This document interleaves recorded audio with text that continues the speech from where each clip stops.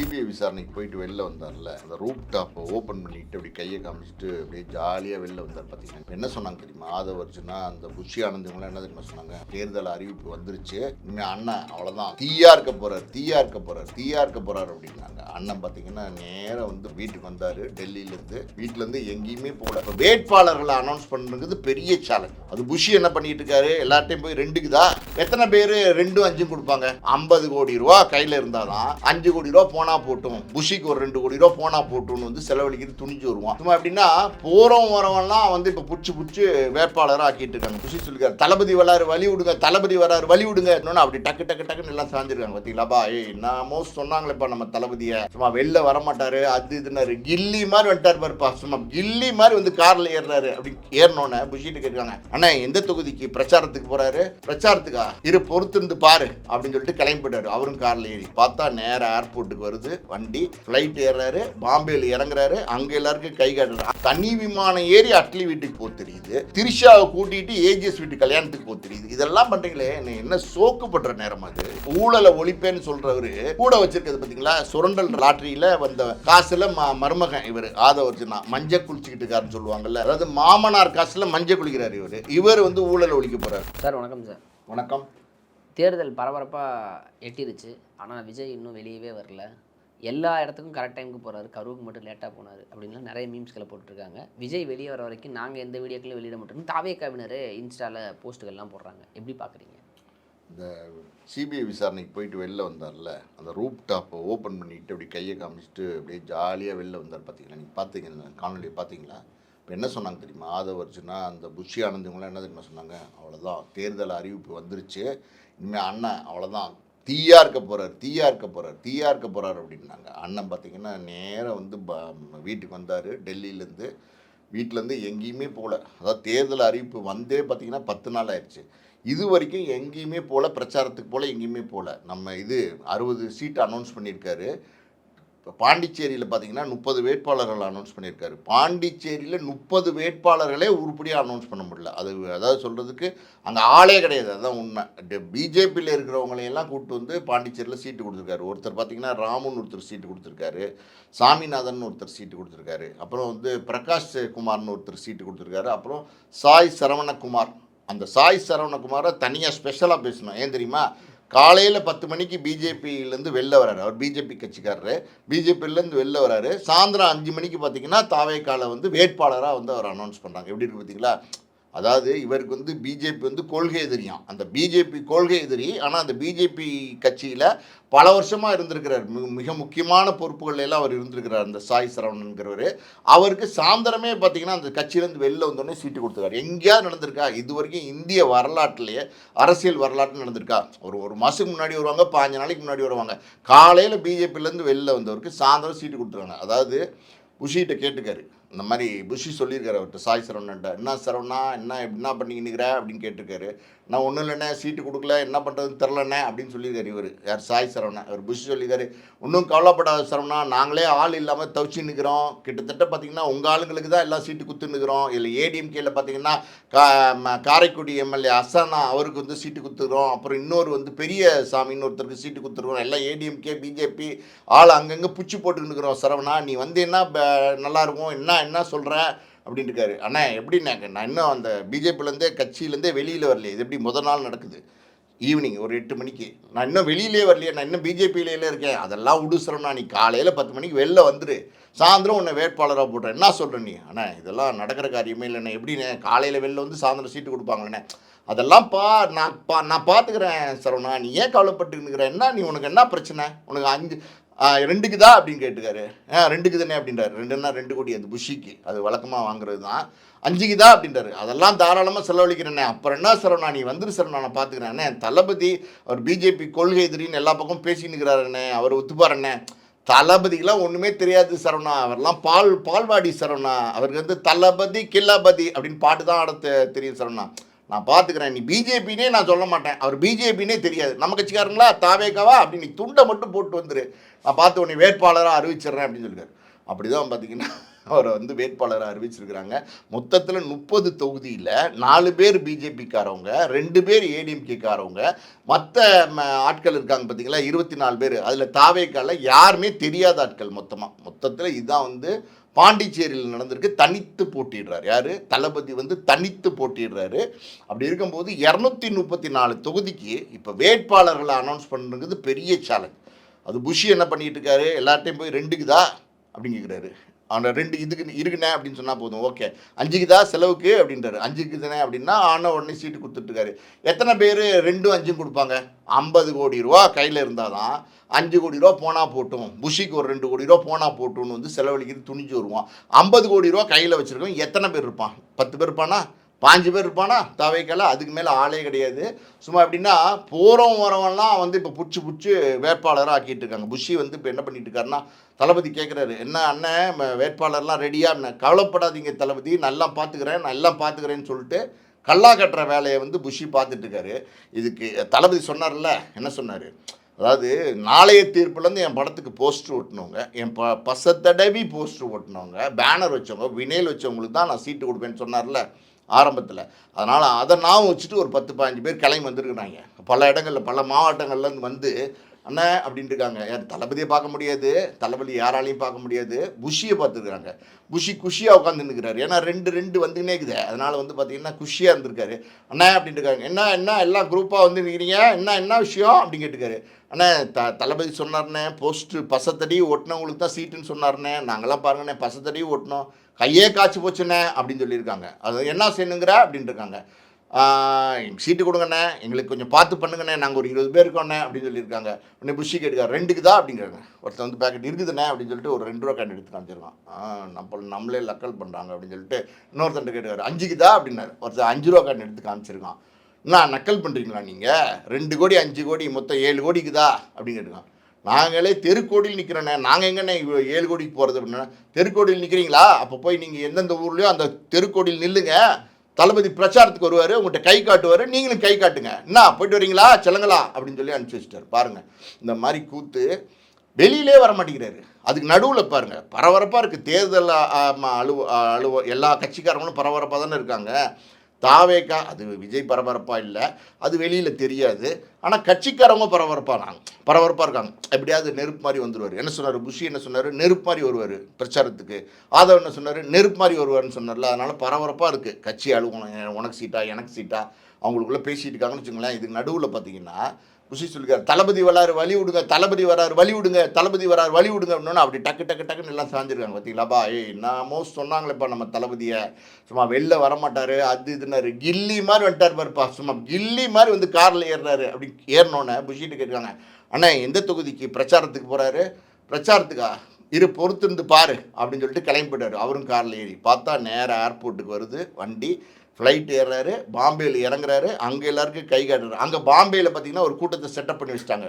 இந்த சிபிஐ அலுவலகத்துலேருந்து வந்தாங்கல்ல, அதே மாதிரி பாம்பேயில் ஒரு கூட்டம் செட்டப் பண்ணி தளபதி தளபதி அப்படின்னு சொல்லி கத்த வச்சு கார் ஏறி போகிறாரு. அதாவது மனநிலை கோளாறு வந்துடுச்சுன்னு நினைக்கிறேன் விஜய்க்கு. அங்கே போய் நேராக ஹோட்டல் 7 ஸ்டார் ஹோட்டலில் புக் பண்ணி அடுத்த நாள் காலையில் எங்கே தலைவலி போகிறாரு, எங்கே பேச்சுவார்த்தைக்கு போகிறாரா? மறுபடியும் பிஜேபி வலிச்சு பிடிச்சிட்டாங்கப்பா நம்ம தளபதியை. டெல்லியில் வச்சு பேச்சுவார்த்தை நடத்துனாங்களா, நடக்கலையா? இப்போ பார்த்தீங்கன்னா ஃபியூஎஸ் கோயில் வந்து பார்த்தீங்கன்னா பாம்பேயில் வந்து பேச்சுவார்த்தை நடக்கிறதுக்காண்டி கூப்பிட்டுருக்காருப்பா. அப்படிலாம் இங்கே விட்டுட்டுருக்காரு யார்? புஷி. ஸோ அப்படி தான் இருக்குது போல். சரி ஏதோ ஒன்று நடக்க போகுது போல் அப்படின்னு சொன்னால் பார்த்தா நடக்க போகுது அப்படின்னா என்னன்னா அட்லி ஒய்ஃபு மாசமாக இருக்காங்கன்ட்டு. அட்லி ஒய்ஃபு மாசமாக இருந்தால் பரவாயில்லைங்க, அட்லி ஒய்ஃபுக்கு சீமந்தம் தேவையா? அது அதாவது எல்லா கட்சிக்காரங்களும், எல்லா கட்சி தலைவர்கள், தொண்டர்கள் எல்லாருமே 2ஆம் கட்ட தலைவர், 3ஆம் கட்ட தலைவர் எல்லாருமே பார்த்தீங்கன்னா தமிழ்நாட்டு பார்டர் கிடக்கிறது இல்லை. தமிழ்நாட்டு பார்டர் கிடக்கிறதுல இந்த 28 நாள் இன்னும் அவ்வளோதான் இருக்குன்னு நினைக்கிறேன். 27-28 நாள் அந்த தவமாக கிடக்கிறாங்க. தவம் இருந்துன்னு சொல்லுவாங்களா, அந்த மாதிரி பார்த்தீங்கன்னா எப்படியாவது மண்ணில் உருண்டு பிறண்டு ஐயோ ஓட்டு போட்டுருங்கன்னு கெஞ்சிட்டு இருக்காங்க. தாய்மார்களே ஓட்டு போட்டுருங்க, நீங்கள் எப்படியாவது எங்களுக்கு பண்ணுங்கள், நாங்கள் உங்களுக்கு பண்ணுறோம் அப்படின்லாம் கேட்டுட்டு இருக்கோம். அப்படி தான் ஓட்டு கேட்டுட்டு இருக்காங்க. இவர் நேரம் பார்த்தீங்கன்னா அட்லியோட மனைவி பிரியாவுடைய சீமந்தத்துக்கு போயிட்டார். இது முதல் சீமந்தம்னா கூட வரல. இன்னொருத்தன் கேட்குறான், அப்பா சீமந்தங்கிறது முதல் குழந்தைக்கு தான் வைப்பாங்க, குழந்தைக்கு வைப்பாங்கன்னு, இது 2வது குழந்தை தானே அப்படிங்கிறாங்க. ஃபர்ஸ்ட் குழந்தையும் போனார் சார். ஃபர்ஸ்ட் குழந்தைக்கு போனார், இப்போ செகண்ட் குழந்தைக்கு போயிருக்காரு. இது இப்போ இறந்து போனவங்க வீட்டுக்கு நம்ப மாட்டார். அது வரேன் இறந்து போனவங்க வீட்டில் தெரியவே தெரியாது. பாயிண்ட்டாக வரேன். அதாவது எப்படின்னா இதுக்கான செலவு எவ்வளோ தெரியுமா? தனி விமானத்தில் பறந்துருக்காரு, யாரோடையும் போக மாட்டார். அதாவது இவர் மக்கள் தலைவன், மக்களோட மக்களாக இருப்பேன் பாரு, மக்களுக்கு செய்வேன், நான் உங்களில் ஒருத்தன், தமிழ்நாடே என்னோட வீடு அப்படிங்கிறாரு. எல்லாம் உட்டால கிடி வேலைன்னு சொல்லுவாங்கள்ல, இதெல்லாம் மேடையில் வசனம் மட்டும்தான் பேசுவார். அதுவும் எழுதி கொடுத்த வசனம்னு வச்சுக்கோங்களேன். அது அந்த நேரத்தில் சினிமா டயலாக் மாதிரி பேசிட்டு அதோடு முடிச்சுடுவார். அதாவது இது எதுக்குங்க நான் கேட்குறேன், இது எதுக்கு? எங்கேயாவது யாராவது போவாங்களா? அட்லியோட மனைவி பிரியாவோட சீமந்தத்துக்கு பாம்பேக்கு தனி விமானத்தில் போய் 40 லட்ச ரூபா செலவு. அங்கே போய் பார்த்தீங்கன்னா காலை டிஃபன் வச்சுருக்காங்க. அட்லி வந்து அண்ணன் இட்லி அப்படின்றார், சூப்பராக இருக்குது அட்லி அப்படின்னு சாப்பிட்டு கையை கழுவிட்டு வந்து இங்கே வந்திருக்காரு மறுபடியும். இப்போ வந்துட்டார்ல, நீ வெளியில் வருவாரா? வரமாட்டார். இப்போ அந்த பையன் பார்த்தீங்களா, இந்த விக்னேஷ், அந்த விபத்து தஞ்சாவூரில் வந்து விஜயை பார்க்க போன பையன், வெடலை பையன், சின்ன பையன், காலேஜ் பையன். அவங்க அப்பா வந்து பால் ஊற்றுற வியாபாரம் பண்ணுறாரு. அவரோட பையன் ட்வின்ஸு 2 பசங்க போய் அடிபட்டு, இந்த போலீஸ் ஜீப்லேயே அடிபட்டு 19 நாளாக பார்த்தீங்கன்னா கிட்டத்தட்ட மூளையில் ரத்த கசிவு, காப்பாற்றுறது கஷ்டம்னு சொல்லிட்டாங்க. அவங்க வந்து எப்படி அதுக்கு மருந்து மாத்திரை வாங்கினாங்க, எப்படி ஹாஸ்பிட்டல் பில் கட்டினாங்க, எதுவுமே தெரியாது. அன்பில் மகேஷ் போய் பார்த்தாரு, ஏடிஎம்கேல கூட போய் பார்த்தாங்க. அவங்களாம் ஏதாவது சின்ன உதவிகள் செஞ்சுருக்கலாம், அதை அரசியலாக்குறாங்க. அதாவது திருச்சி அன்பில் மகேஷ் போய் பார்த்தாரு, அது ஓட்டா மாத்துறாராம். இதெல்லாம் எந்த விதத்தில் சரி? ஓட்டா அவர் மாத்துறாருல, அந்த அறிவு உங்களுக்கு இருக்கணும்ல, நீங்கள் போகலாம்ல. இது வரைக்கும் உயிரோடு தானே இருந்தார் 19 நாளாக. யாராவது போனீங்களா? தனி விமானம் ஏறி அட்லி வீட்டுக்கு போக தெரியுது. அதாவது வந்து திரிஷாவை கூட்டிகிட்டு ஏஜிஎஸ் வீட்டு கல்யாணத்துக்கு போக தெரியுது. இதெல்லாம் பண்ணுறீங்களே, என்ன சோக்குப்படுற நேரம் அது? எனக்கு ஒன்றுமே புரியல. என்ன மனநிலையில் இருக்கார் அந்த பையன்? பாவம், இன்றைக்கி இறந்து போயிட்டார் அந்த பையன். ஒரு இந்த தனி விமானத்தில் நீங்கள் நேர ஏறி அங்கே திருச்சியில் இறங்கி அந்த பையனோட டெத்துக்கு போயிருந்தீங்கன்னா உங்களுக்கு ஒரு 200-300 ஓட்டாவது கிடைக்கும். அதுவும் செய்கிறதில்ல, எதுவும் செய்கிறதில்ல, எங்கேயும் போகிறதில்ல. இது இப்போ வந்து பெரம்பூரில் நிற்கிறார். அங்கே ஃபுல்லாக ஏசியில் ஃபுல்லாக செட்டப் பண்ணிகிட்டு இருக்காங்க. பெரம்பூரில் எந்த நம்பிக்கையில் நிற்கிறாரு? அங்கே கிறிஸ்துவர்கள் ஓட்டு ஜாஸ்தியாக இருக்குது, ஆங்கிலோ இண்டியன்ஸ் ஓட்டு ஜாஸ்தியாக இருக்குது, அதாவது வந்து பிற்பட்ட தலித் மக்கள் வந்து ஜாஸ்தியாக இருக்காங்க அப்படின்னு சொல்லி நான் அந்த நம்பிக்கையில் போய் நிற்கிறாரு. அதெல்லாம் ஜெயிக்கவே முடியாது. நான் இப்போ சொல்கிறேன், எழுதி தரேன், பெரம்பூர்லாம் விஜய் ஜெயிக்கவே மாட்டார். பெரம்பூர் திருச்சி கிழக்குங்கிறாங்க. எங்கே நின்னாலும் சரி, ஒரு இடத்துல நின்னாலும் சரி, 2 இடத்துல நின்னாலும் சரி. புஷி வந்து ஆல்ரெடி சொல்லியிருக்காரு, 4 இடத்துல நிற்பார் தளபதி அப்படின்னு சொல்லியிருக்காரு. ஸோ 4 இடத்துல புஷி நிற்க வச்சாலும் நிற்பார். ஸ்பெஷலாக ஏதாவது பவரை யூஸ் பண்ணி 4 இடத்துல இது பண்ணுவார்னு நினைக்கிறேன். அதாவது எங்கே நின்னாலும் விஜயால் ஜெயிக்க முடியாது. தாவேக்கால 234 தொகுதியில் நிற்கிறாங்கல்ல, யாராலையுமே ஜெயிக்க முடியாது. இப்போ சார், நிர்வாகிகள் பணம் வாங்கினாங்க அப்படின்னு இப்போ மதுரை மாவட்ட சில மீதே புகார், 27 லட்சம் வாங்கினாங்க, ஜெயிச்சதுக்கப்புறம் கொடுத்துறேன்னு சொன்னாங்கன்ட்டு நிறைய பேர் ஒருத்தராக கும்பிட ஆரம்பிச்சிட்டாங்க. சீட்டு தள்ளன்னு பல பேர் கும்பிட்றாங்க, எல்லாம் கட்சியை விட்டு போகிறாங்க. பல லட்சம் போஸ்ட்டு இங்கே ஆட்டையை போட்டிருக்காங்களா? இப்போ நிறைய வாங்கியிருக்காங்களோ? ஏகப்பட்ட ஆட்டை போட்டு நடந்துக்கிட்டு இருக்கு. போஸ்டிங்கு பார்த்தீங்கன்னா அதாவது பணம் பெறலுது. அதாவது இது என்னமோ பெரிய கட்சி மாதிரியும், இதுக்கு முன்னாடி வந்து ஆட்சி அமைச்ச கட்சி மாதிரியும், இந்த கட்சியில் வந்து வேட்பாளரை நின்றுட்டா ஜெயிச்சிருவாங்க அப்படிங்கிற நம்பிக்கை மாதிரியும். ஆமாம், அதாவது புரியலையா, தெரியலையா, விஜயே வீட்டை விட்டு வெளில வர மாட்டேங்கிறாரு. இப்போ என்ன தெரியுமா ஒரு பிளான் பண்ணி, ஏகப்பட்ட பேர் வந்து பணம் கொடுத்துருக்காங்க. இப்போ ஒருத்தர் கூட புகார் கொடுத்துருக்காரு, அவர் பேரும் பாலாஜி, அவர் ஒரு மனைவியும் சேர்ந்து பணம் கொடுத்துருக்காங்க. அது எப்படின்னா 25 லட்சம் கொடுத்தா தேர்தல் முடிஞ்சோடனே 25 லட்சம் திருப்பி கொடுத்துருவாங்க, மொத்தம் 50 லட்சம் கொடுத்துருவாங்க அப்படிங்கிற மாதிரி சொல்லியிருக்காங்க. இதே மாதிரி ஒரு பக்கம் ஆட்டையை போட்டுருக்காங்க. புஷி ஒரு பக்கம் பார்த்தீங்கன்னா 2க்கு தான் இருக்குது. ஓகே, இவங்கெல்லாம் சேர்த்து ஊழலை ஒழிக்க போகிறாங்களா? ஊழலை ஒழிப்பேன்னு சொல்கிறவர் கூட வச்சுருக்கிறது பார்த்தீங்களா, சுரண்டல் லாட்ரியில் வந்த காசில் மருமகன் இவர் ஆதவர்ஜனா மஞ்சள் குளிச்சுக்கிட்டு இருக்காருன்னு சொல்லுவாங்கள்ல, அதாவது மாமனார் காசில் மஞ்சள் குளிக்கிறார் இவர் வந்து ஊழலை ஒழிக்க போகிறார். அதுவும் இல்லாமல் பார்த்தீங்கன்னா போகிற வர பக்கமெல்லாம் வம்பிழுத்துட்டு இருக்காருங்க. என்ன மனநிலையில் இருக்காருன்னே தெரில. அதாவது வந்து தாவேக்காக்கு ஒரு 10 சீட்டு கிடச்சிரும், நிச்சயமாக தாவேக்கா அந்த இடத்துல கொஞ்சம் ஸ்வீப்பில் வந்துடுவாங்க போல் அப்படின்னா, வந்துடுவாங்களா இந்த வரேன் நான் அப்படின்னு சொல்லிட்டு ரஜினியை பற்றி பேசுகிறது, முதலமைச்சரை பற்றி பேசுகிறது, போகிற பக்கமெல்லாம் முரண்டு இப்போ இழுக்கிறதுக்கு அவங்கள வந்து 2ஆம் கட்ட தலைவராக வச்சுருக்காங்க. ஒரு 2ஆம் கட்ட தலைவர் மாதிரியா நீங்கள் நடந்துக்கிறீங்க? ஒரு சிபிஐ அலுவலகத்துலேருந்து வெளில வந்தார்ல, ரூப் டாப்பை திறந்துட்டு கை காமிச்சிட்டு வெளியே வந்தார்ல, அதுதான் இவருடைய அனுபவம். அதுதான் செந்தில் பாலாஜி வெளில வந்தார் பார்த்தீங்களா, காரை உள்ளே விட்டாங்க, நேராக உள்ளே போய் இறங்கினார், விசாரணை முடிஞ்சோடனே வெளில வந்தார், காரில் ஏறி போயிட்டார். என்ன கேட்டாங்கன்னா கேள்வி கேட்டாங்க, பதில் சொன்னேன், இவ்வளோதான். அதாவது டிப்ளமேட்டிக்காக ஒரு அரசியலில் இருக்கிறவங்க இப்படி தான் நடந்துக்குவாங்க. இவர் அரசியல் தலைவரே கிடையாது. இவர் வந்து தற்கூரிகளின் தலைவராக கூட இவரை நம்ம ஏற்றுக்க முடியாது. வர வர பார்த்தீங்கன்னா விஜய் கரூர் சம்பவத்துக்கு அப்புறம் கூட விஜய்க்கு வந்து பெரிய செல்வாக்கு இருந்துச்சு. அது மக்கள் வந்து விஜய் மேலே தப்பு இல்லைன்னு நினச்சாங்க. விஜய் வெறித்தனமாக நம்பினாங்க. குறிப்பாக பார்த்தீங்கன்னா இந்த 18லேருந்து ஒரு 29 வயசு ஒரு கேட்டகரி சொல்கிறாங்க. எனக்கு தெரிஞ்சு பார்த்தீங்கன்னா 90 லட்சம் 1 கோடி மெம்பர்ஸ் இருக்காங்க போல். அதில் பெண்கள் பாதி ஆண்கள் பாதி. பெண்கள் கொஞ்சம் ஜாஸ்தியாக இருப்பாங்க. அவங்க அந்த கேட்டகரி தான் விஜய்க்கு சப்போர்ட் பண்ணுறாங்க. அவங்களே இப்போ வந்து நாங்கள் போட மாட்டோம் விஜய்க்கு, தாவேக்காக்கு எங்கள் ஓட்டு கிடையாதுன்னு சொல்ல ஆரம்பிச்சிட்டாங்க. காரணம் என்னென்னா அதுக்கப்புறம் ஈரோட்டில் நடத்தின கூட்டம், திருச்சியில் நடத்தின கூட்டம், எல்லா பக்கமும் பார்த்தீங்கன்னா தஞ்சாவூரில் நடத்தின கூட்டம், வேலூர் நடத்தின கூட்டம், எல்லா பக்கமும் பேசுனதே திருப்பி பார்த்தீங்கன்னா. சரி, இப்போ அதை கூட பேச மாட்டாரு, வெளியே வர மாட்டாரு சார். அது பேச மாட்டார். எங்கேயுமே எதுவுமே பேச மாட்டார். இப்போ செல்வாக்கு கொஞ்சம் கொஞ்சமாக குறைஞ்சிருச்சு. இந்த திரிஷாவோட வெளில வந்தது, அதுக்கப்புறம் மனைவி கோர்ட்டுக்கு போனது, இதெல்லாம் வச்சு பார்த்தீங்கன்னா டோட்டலாக வந்து இன்றைக்கி அவருடைய செல்வாக்கெல்லாம் குறைஞ்சிருச்சு.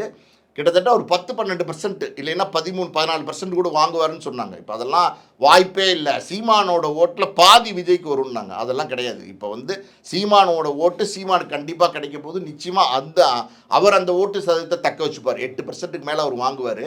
விஜயும் 8% தான் வாங்குவார். இவர் என்னத்தை வந்து ஆட்சி அமைக்க முடியும், இவர் என்னத்தை மாற்றத்தை கொண்டு வர முடியும்? அது ஒன்றுமே நடக்காதுங்க.